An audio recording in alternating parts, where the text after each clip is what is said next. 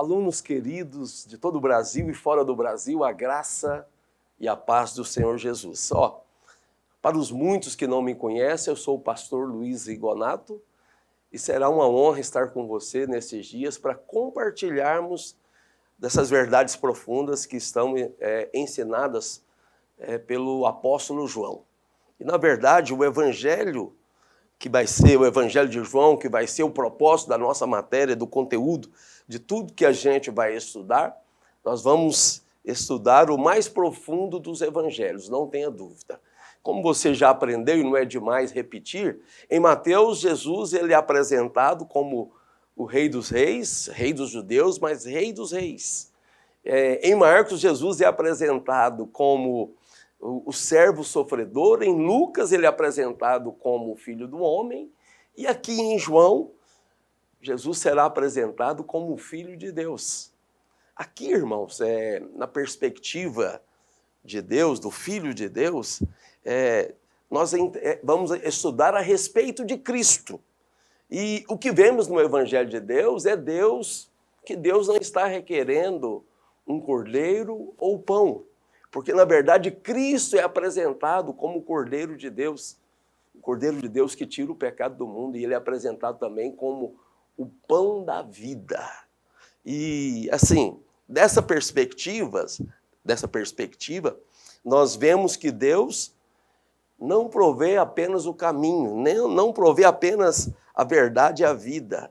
Olha, nós vamos ver assim que Cristo é aqui no Evangelho de João, todas as coisas. Preste bem atenção. Ele diz ser o caminho, mas não diz que nos ensinaria um caminho no Evangelho de João. Ele é o Verbo de Deus. E como Verbo de Deus, ele diz aqui ser a luz do mundo. E que não nos daria a luz. Dessa maneira, aquele que está em Cristo, ele tem revelação no seu espírito. Tudo que ele vai fazer pode ser ler a palavra de Deus, pode ser um livro inspirado, pode ser o noticiário, pode ser os fatos que acontecem ao seu redor, no ambiente de trabalho, na vizinhança, na cidade, em todo o país, no mundo inteiro. Você tem luz para ver da perspectiva que Deus vê. Isso é muito importante. Aquele que está em Cristo tem essa unção e essa virtude sobrenatural. Eu diria assim, ele diz ser o pão da vida, não que nos daria tal pão. Preste atenção nisso. Tudo que você precisa para se alimentar, para ser profundo e plenamente suprido, é se alimentando do pão da vida, que é Cristo. Ele diz ser a verdade. Olha, aquele que está em Cristo, ele não vai entrar e tomar decisão pelo engano. Ele vai tomar a sua decisão, fazer as suas escolhas através da verdade que é Cristo. Em Cristo você tem a resposta para todos os seus questionamentos, para todas as suas dúvidas e para todas as suas perguntas. Bom, ele diz também que ele é o princípio de todas as coisas. A gente vai ver isso. Cristo é tudo de Deus. Tudo que Cristo nos dá, ele próprio é. Você não tem falta de coisa alguma se você buscar a Cristo. E se você procurar priorizar como suprimento efetivo e pleno da sua vida, buscar Cristo para você. João quer mostrar que Jesus é o Filho de Deus. E bem assim, que não teve nem genealogia, nem princípio de dias. Em Mateus, onde Jesus é o Rei dos Reis, tem a genealogia que parte de Davi, que era o rei Davi, do qual Jesus é sucessor e o perpetuador do trono de Davi. Em Lucas, aparece novamente a genealogia de Jesus, que parte de Adão, da ascendência de Adão, porque ele é filho do homem. E João, ele se esforça o tempo inteiro para descrever o Filho de Deus. E ele lança mão de 5 palavras que são fundamentais para dar descrição, revelação e expressão plena de que Jesus é o Filho de Deus. Ele usa as palavras palavra, vida, luz, graça e realidade. Essas 5 palavras, nós vamos ver cada uma por uma, elas dão a magnitude da grandeza e da divindade do Filho de Deus, que também é filho do homem. Mas aqui nós vamos estudar propriamente Jesus, vamos evocá-lo, abordá-lo como o Filho de Deus. E nessas palavras, a primeira palavra é a palavra. João, Evangelho de João, capítulo 1, versículo 1. O verbo de Deus é apresentado aqui da seguinte forma, que no princípio era o verbo, e o verbo estava com Deus, e o verbo era Deus. Você não tem noção, isso aqui é uma dimensão plena da pessoa de Cristo. E a gente vai ver que Jesus é a palavra. A palavra é o que define a Cristo, que expressa, que exprime, que dá definição de algo, que explica a grandeza dessa pessoa, da pessoa de Cristo. Jesus é a definição, a explicação e a expressão exata de Deus. Esse texto eu gosto demais dele, está em Hebreus capítulo 1, versículo 3, que ele é o resplendor da glória e a expressão exata do seu ser, sustentando todas as coisas pela palavra do seu poder. Bom, bem assim, o que de Deus, tudo que você imagina conhecer de Deus, você pode conhecer por meio de Jesus. Eu me lembro uma vez que a gente estava num trabalho de evangelismo, convidando pessoas para participar de um grande culto evangelístico no prédio da igreja. E alguém questionou assim, o que eu vou fazer lá? Estava nós, alguns amigos, irmãos que estavam naquele projeto de evangelização, e a pessoa perguntou, eu por acaso vou ver Deus lá no prédio? E aí o meu amigo falou para ele assim, olha, deixa eu fazer uma pergunta para você. Você sabe o nome do seu avô? E ele prontamente respondeu o nome do avô dele. Aí ele perguntou, mais uma pergunta, você sabe o nome do seu bisavô? E aí ele engasgou. Ele não sabia o nome do bisavô. E sem que ele pudesse responder, o meu amigo fez a terceira pergunta. Você conhece o nome, você sabe qual é o nome do seu tataravô? E aquela pessoa ficou calada, falou, por que você está me perguntando? Olha, e aí ao que o meu amigo respondeu para ele, você não sabe de coisas tão próximas, tão acessíveis a você, e você está querendo, ao primeiro momento, entrar no prédio, já ver Deus face a face. Mas o meu amigo, ele não parou por aí, falou para ele, mas eu quero dizer algo para você. Se você for, eu garanto, eu ponho a mão no fogo, você vai ter um encontro poderoso com o Senhor Jesus. E quando você tiver esse encontro com o Senhor Jesus, você começará a ter um entendimento da grandeza de Deus. Porque quem conhece a Cristo, conhece a Deus. E uma coisa, irmãos, a vida eterna é essa, né? No próprio Evangelho de João, capítulo 17, versículo 3, está escrito assim, que a vida eterna é essa, que conheçamos ao único Deus verdadeiro e a Jesus a quem Ele enviou. Ok? Dito isso, nós vamos seguir aí a palavra, né? No princípio. Bom, tem duas dimensões que a gente tem que entender da palavra.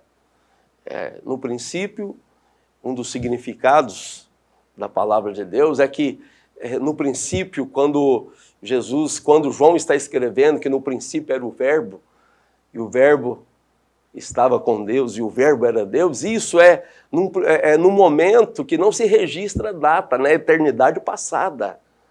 Olha, onde nem o tempo ainda existia. Depois tem a palavra logos, a letra B.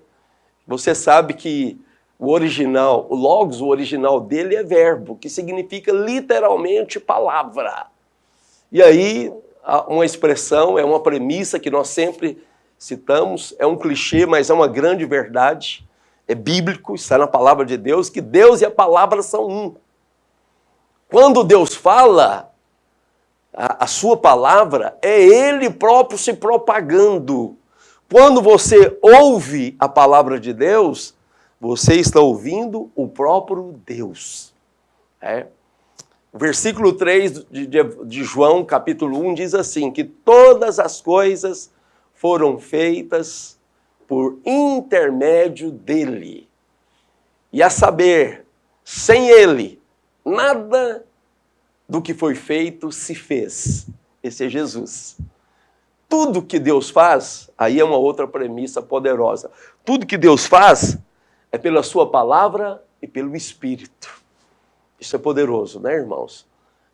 A criação, quando você quer algo, se você voltar ao princípio da criação de todas as coisas, você tem acesso a esse poder. Você já vive essa dimensão. Pastor, mas eu não percebo isso em mim. Você tem que exercitar. Você tem que ter percepção da presença do Espírito em você. E nós gostamos de dizer, é uma verdade, que o Espírito de Deus habita em nós. Mas eu quero dizer para você que a plenitude da divindade habita em nós. Pelo Espírito de Deus habita em nós o Pai e o Filho. E sendo o Filho a palavra, você pode de maneira criativa, sobrenatural, pela fé, declarar a palavra e as coisas se farão. Quando você fala pelo Espírito de Deus, então você traz à tona o poder criativo, sobrenatural de Deus. E Deus começa a agir através de você. Porque tudo que ele faz é pela palavra, pelo Espírito. O Espírito está em você e a palavra está na sua boca. Declare ela. E Deus vai entrar nessa declaração e vai trazer à realidade coisas que ainda não existem, mas pela fé virão à existência. Em Hebreus 4:12, nós temos a palavra de Deus. Lá diz que a palavra de Deus é viva e eficaz. Bom, eu fico só com essa parte. Lá diz que a palavra de Deus é viva e eficaz, é mais penetrante que espada alguma de 2 gumes e é apta para discernir. Olha, as intenções do Espírito e as intenções do coração. E ela faz divisão, ela é poderosa para fazer distinção entre o que é do Espírito e o que é da alma. O que é da carne e o que é de Deus. Essa palavra é poderosa. É porque ela é o próprio Cristo. Sempre que você está falando da palavra, é bom você associar continuamente essa verdade poderosa, que Cristo e a palavra são a mesma coisa. No princípio era o verbo e o verbo era Deus.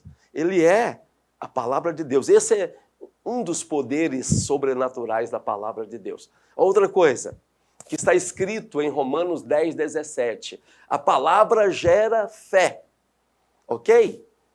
Porque a fé vem pelo ouvir. E o ouvir, a pregação da palavra de Cristo. Essa é a expressão mais alinhada com o original desse texto de Romanos 10:17. Bem assim, o que estou querendo dizer aqui é que a palavra de Deus gera fé. A palavra também gera vida. Bom, você sabe que você tem um poder muito grande quando você está falando da parte de Deus? Quando você vai falar de Cristo no ambiente do trabalho, no ambiente da escola, no ambiente da família que ainda não confessou a Jesus, você sabe que você sofre uma resistência muito forte. Mas não hesite em fazer, apesar da resistência do inferno inteiro querendo calar a sua boca para que você não fale de Cristo. Sabe por quê? Porque o diabo é um agente da morte. E você foi levantado por Deus para ser um agente da vida. E quando você fala de Cristo, a palavra na sua boca gera vida. Tiago 1,18 diz, pois segundo o seu querer, ele nos gerou pela palavra da verdade, para que fôssemos como que as primícias das suas criaturas. É assim. Deus nos dá a autoridade de gerar vida pela confissão da nossa boca, pronunciando Cristo, anunciando Cristo. Nós fomos gerados pela palavra. Então, nós e a palavra também temos a mesma natureza. E nós temos essa autoridade, essa virtude que é uma virtude que tem origem na eternidade, tem origem em Cristo. É Cristo em nós e nós em Cristo. Um dos textos mais poderosos do Novo Testamento é o Evangelho de João, capítulo 15, versículo 7, que diz assim, olha, se permanecerdes em mim, e as minhas palavras permanecerem em vós, pedireis o que quiserdes, e vos será feito. É isso. Olha, é a palavra, é o poder que você tem de gerar a vida pronunciando a palavra de Deus. Nós fomos gerados pela palavra. O Espírito é o que vivifica. A carne para nada aproveita. As palavras que eu vos tenho dito são Espírito e são vida. É o que Jesus falou no Evangelho de João, capítulo 6, versículo 63. Todo aquele que é nascido de Deus, olha o que diz o próprio apóstolo João, na sua primeira carta, capítulo 3, versículo 9. Todo aquele que é nascido de Deus não vive na prática do pecado, pois o que permanece nele é a divina semente. Qual que é a divina semente? A palavra viva, que procedeu da boca de Deus. Um dia Deus pronunciou o meu nome na eternidade passada. E antes que existisse qualquer coisa, eu e você fomos gerados pela divina semente, que é a palavra de Cristo. Ele é aquele que tudo se fez a partir dele. Ele estava lá no princípio de todas as coisas. E eu e você estávamos relacionados nessa grande lista de vencedores que Deus escolheu para isso. E a boa obra que ele começou, ele vai terminar até o dia de Cristo. Olha, em você e em mim permanece a divina semente. Ora, esse não pode viver pecando, porque é nascido de Deus. Eu preciso deixar algo claro aqui. Não quer dizer que ocasionalmente você não venha cometer pecados. Porque o próprio apóstolo João, ele fala assim que se você diz que não comete pecado, você é mentiroso. É verdade, o próprio apóstolo João diz isso. Depois eu posso mostrar esse texto para você. Mas por que ele está dizendo? Isso é uma contradição? Que quem tem a divina semente não vive pecando? Não. Na verdade, você não tem natureza predisposta ao pecado. Porque a sua natureza foi transformada. Você é uma nova criação. 2 Coríntios 5,17. E como nova criação, essa natureza não admite a natureza do pecado. Porque pecados no plural são emissões de erros ao alvo. Agora, pecado no singular é disso que o apóstolo João está falando. Você não tem mais a natureza do pecado. Você tem a natureza da divina semente que está crescendo, está germinando, está florescendo e frutificando até a redenção final. Bom, dito isso, vamos avançar aqui. A palavra gera vida, nós fomos gerados pela palavra. Bem assim, quer dizer algo para você. A palavra é água, são elementos que compõem a essência dessa água. E é claro que aqui nós estamos falando de aplicações, de parábolas, analogias. Uma das analogias mais usadas na vida para representar o Espírito de Deus e o próprio Cristo, o próprio Pai, é a água. Jesus é a água viva. O que ele falou para a mulher samaritana naquele dia foi: olha, Senhor, eu tenho uma água, né? Se você me der dessa água aqui, eu posso te, parafraseando aqui, eu posso te beneficiar com a água. Se você beber dela, você nunca mais terá sede. Jesus usou essa analogia para chamar a atenção da mulher samaritana, porque Jesus queria fazer o que ele fez ali, promover a maior colheita, a maior safra de samaritanos de todo o seu ministério. E Jesus falou, ele se apresentou ali que a água que ele é, quem bebe dela, nunca mais volta a ter sede. O que é isso? Não vai ter mais sede? Não, naturalmente você continua tendo sede. Mas o que Jesus está dizendo é o seguinte, que se você beber dele, os desejos insaciáveis de um coração que nunca se satisfaz com as coisas dessa vida.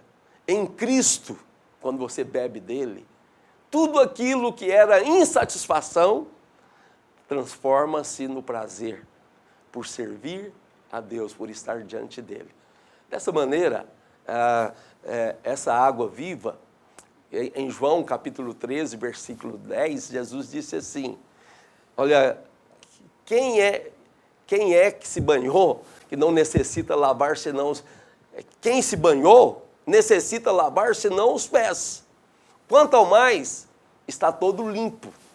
Ora, vós estáis limpos, mas não todos, pois ele sabia quem era o traidor. Foi por isso que ele disse, desculpa, nem todos estáis limpos. Bom, Jesus estava se referindo a si como a palavra viva, ou a água viva da palavra.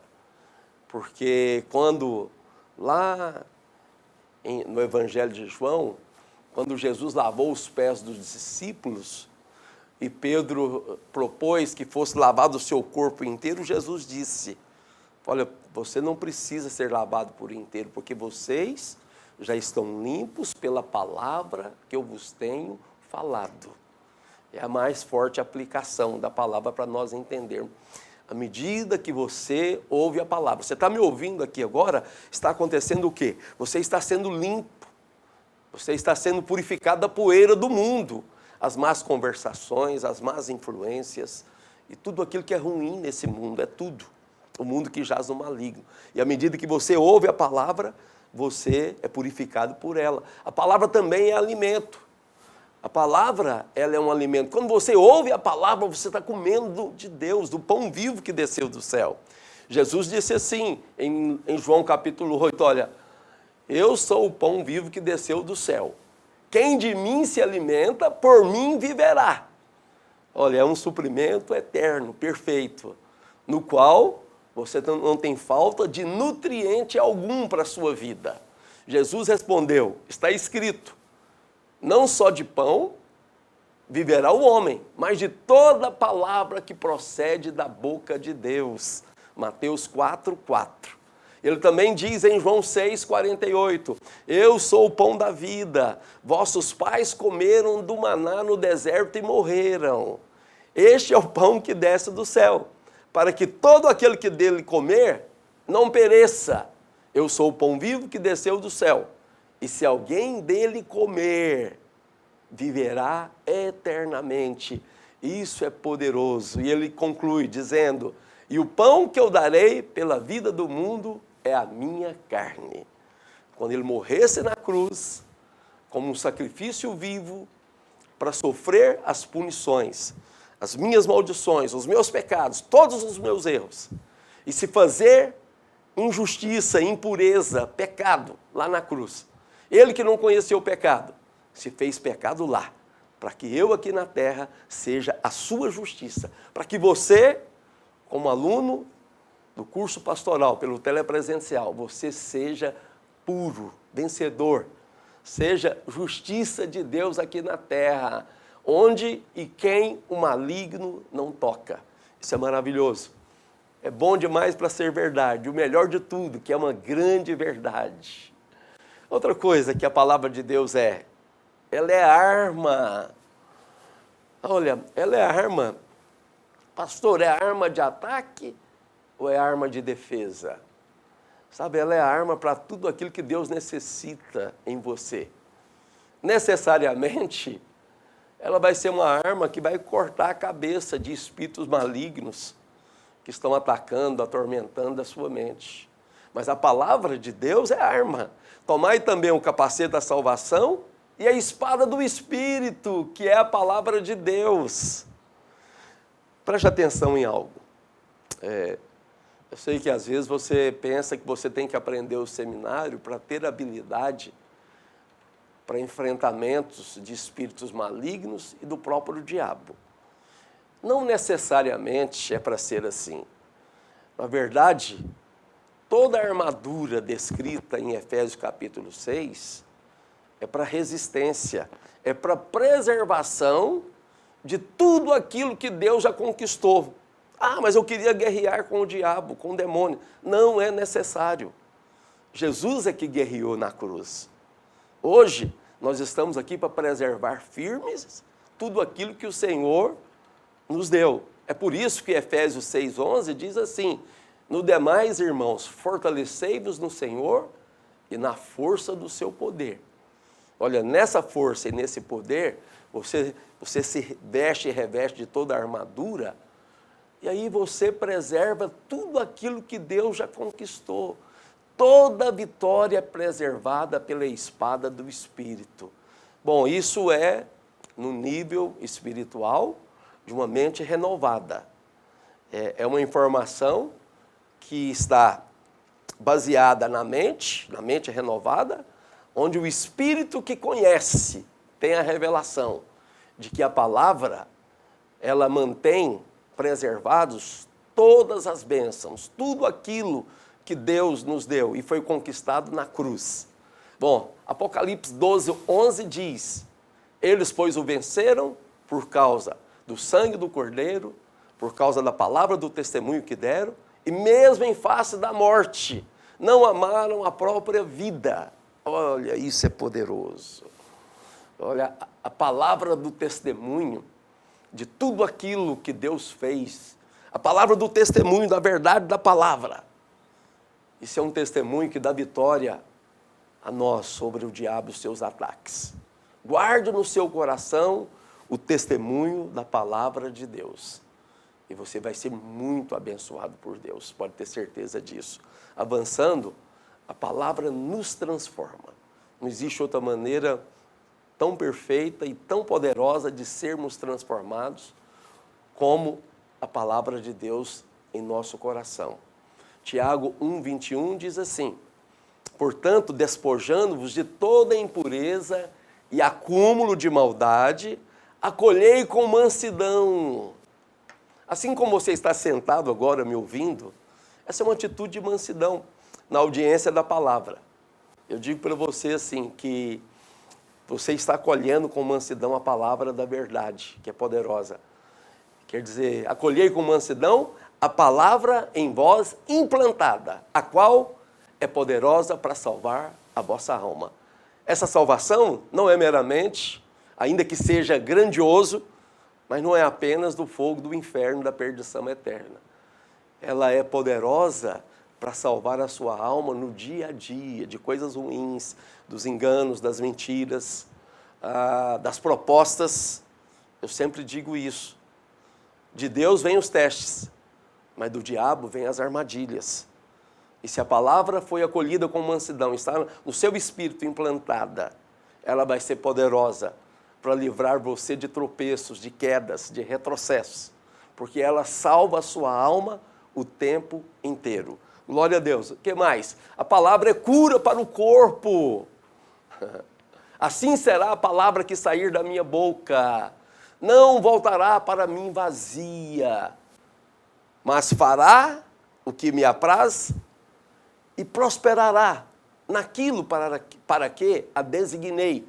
Isaías 55:11. Isso seria suficiente por essa aula. Olha, a palavra de Deus, quando você pronuncia ela para propósitos, pode ter certeza que ela não volta para Deus vazia. Ela cumpre. Ela faz grandes coisas. Talvez você está vivendo uma bênção hoje, através de palavras que foram designadas há um mês atrás, há um ano atrás, ou em tempos mais antigos. E que Deus agora viu que é apropriado trazer o cumprimento dessa palavra. Então, olha, o reino dos céus é comparado também, o que está escrito em Marcos, a um semeador que saiu a semear. Olha, semeia a palavra. Você está aqui para isso, para aprender coisas poderosas, e uma delas é semear a palavra, porque ela é designada para a cura do corpo. Em Provérbios 40, melhor, não tem Provérbios 40, né? Só até o 31, mas Provérbios capítulo 4, versículo 20, está escrito assim: filho meu, atenta para as minhas palavras, aos meus ensinamentos, inclina os ouvidos. Não os deixes apartar dos teus olhos. Olha, isso aqui está falando de constância, de foco. Olha como Provérbios fala do foco. Isso aí é você concentrar foco. Guarda-os no mais íntimo do teu coração. Sabe por quê? Porque são vida para quem os acha e saúde para o seu corpo. Que coisa tremenda, que coisa maravilhosa.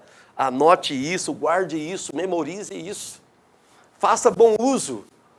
Olha, nós somos o povo mais feliz da terra, com todo motivo do mundo, do universo inteiro. Glória a Deus. A palavra traz vitória sobre o pecado. Você está tendo luta com o pecado? A palavra de Deus traz vitória sobre o pecado. Salmo 119, versículo 11. Guardo as tuas palavras para não pecar contra ti. Isso é poderoso. À medida que você guarda a palavra, você recebe poder para combater o pecado. E a palavra, ela é o espelho da alma. Em Tiago 1, 23, está falando de algo muito importante aqui. Está falando de algo tremendo, que quem ouve a palavra de Deus e a pratica, primeiro ele fala o aspecto negativo, de ouvinte que não é praticante.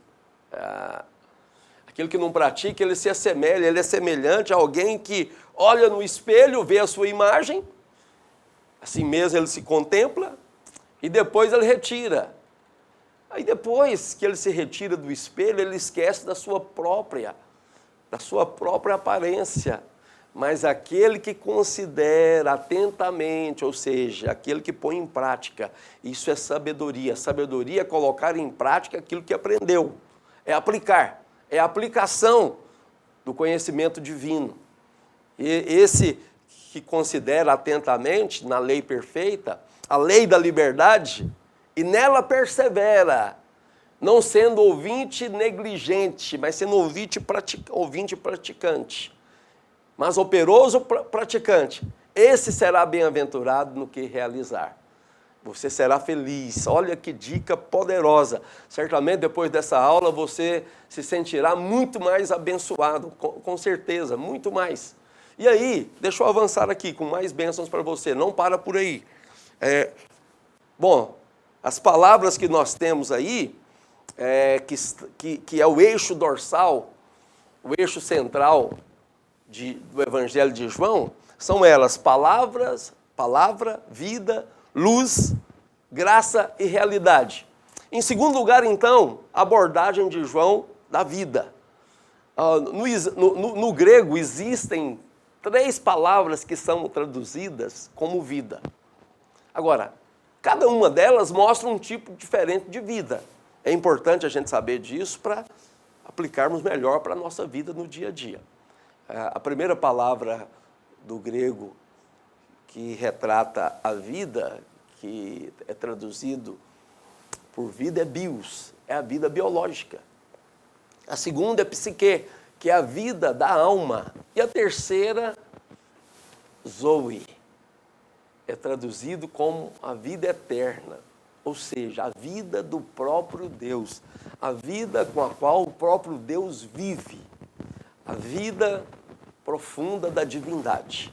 E dessa maneira, Jesus ele vai apresentar-se aqui como zoe, que é o próprio Cristo. Se temos a vida, não precisamos nos esforçar para fazer coisa alguma, porque espontaneamente as coisas vão acontecer de maneira leve, livre, de maneira incisiva, de maneira constante. A vida vai fluir. O fluir da vida é você fazer coisas sobrenaturais de maneira espontânea, sem perceber que está vivendo de maneira sobrenatural. É a vida do próprio Cristo em você. E em Colossenses capítulo 3, versículo 4, está escrito assim: quando Cristo, que é a nossa vida, se manifestar, então também sereis manifestos com Ele em glória. Em Romanos capítulo 8, a partir do versículo 18, ali está dizendo que a natureza, ela geme com expectativas para a manifestação dos filhos de Deus. Que expectativa que é essa da natureza, pastor? Eu vou te explicar. Porque ela está aguardando ser liberta do cativeiro da corrupção. A natureza inteira está sujeita, está escrito lá, ela está sujeita à vaidade. Não por causa dela mesma, mas por causa daquele que a sujeitou, o diabo que sujeitou a natureza, a vaidade, que traduzida é perversidade.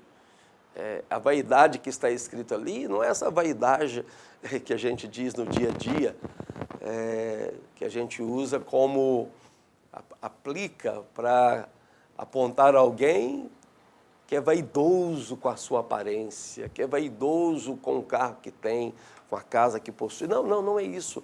A vaidade lá é bem diferente, está falando de perversidade. E a natureza aguarda a manifestação dos filhos de Deus. Por quê? Porque ela será liberta também do cativeiro da corrupção. Eu e você, quando Cristo, que é a nossa vida, se manifestar, nós também seremos manifestos com Ele em glória. Cristo é a nossa vida. Eu repito, Ele não veio nos dar a vida. Ele veio para ser a nossa vida. Eu pergunto para você, querido aluno, Cristo tem sido a sua vida? Eu sei que você tem se alimentado de muito conhecimento. Olha, que esse conhecimento não entre no seu coração de maneira meramente intelectual. É claro que é primeiro o natural, depois o espiritual. Sem a intelectualidade, você não teria as faculdades do aprendizado. Mas depois de ter aprendido intelectualmente, olha, passa isso pelo crivo do Espírito. Ore para que entre no seu coração. E que Jesus, que é a palavra viva que você está ouvindo, Ele seja vida no seu espírito. Ele não nos deu a sua justiça. Deus não nos deu a sua justiça, Ele nos deu Cristo. E Cristo é a nossa justiça. Pela manhã, declare, eu estou em Cristo, eu sou amado por Deus. E porque eu estou em Cristo, eu sou vida de Deus, eu sou justiça de Deus. Sobre sabedoria, Ele não te deu sabedoria, não me deu sabedoria, Ele nos deu Cristo. Cristo é a nossa sabedoria. Você sabia que você tem a mente mais brilhante do universo? Eu não estou falando que você é um grande intelectual, estou falando aquilo que Paulo falou, que nós temos a mente de Cristo. Essa é a mente mais brilhante do universo.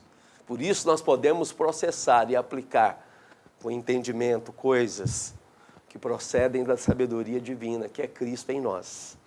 Ele não nos deu também, Deus não nos deu santificação, Ele nos deu Cristo. Cristo é a nossa santificação. Cristo em nós é santidade em nós. Isso nos torna especiais. Eu sei que quando falamos de santidade, nós imaginamos apenas no aspecto da pureza.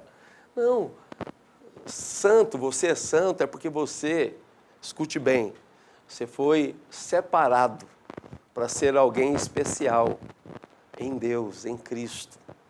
Então, Cristo é a nossa sabedoria. É sabedoria em nós, é santidade em nós, Ele é vida em nós, Ele é justiça em nós. Avançando aqui, Cristo é o tudo de Deus, isso é tremendo. Irmãos, como isso é tremendo. Eu estou encerrando essa aula, mas quero dizer algo para você. Tudo que Deus tem, eu e você temos também. Às vezes você está vivendo, pedindo, insistindo com coisas que você já possui. Porque tudo que Deus tem está em Cristo. Você sabe que a intenção de Deus não é ficar enchendo você de diversas coisas.